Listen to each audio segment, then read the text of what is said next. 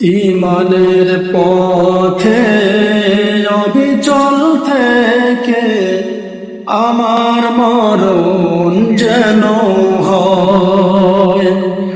তোমারই কাছে বিনতি আমার, তোমারই কাছে বিনতি আমার। ও গো দয়াময়,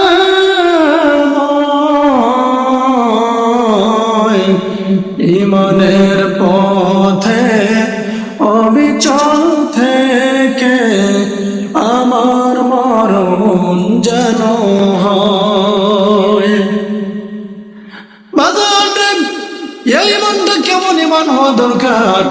আমরা যে ঈমান এনেছি, আমরা যে মৌখিকভাবে ঈমানের দাবি করি, এই ঈমানদার হিসেবে আল্লাহ পাক আমাদেরকে কবুল করবেন নাকি আমাদেরকে বরখাস্ত করে দিবেন? আল্লাহ পাক সূরা আনকাবুতের মধ্যে বলেন, আহাসিবান নাসু আন ইউতরাকু আন ইয়াকুলু আমান্না ওয়া হুম লা ইফতানুন।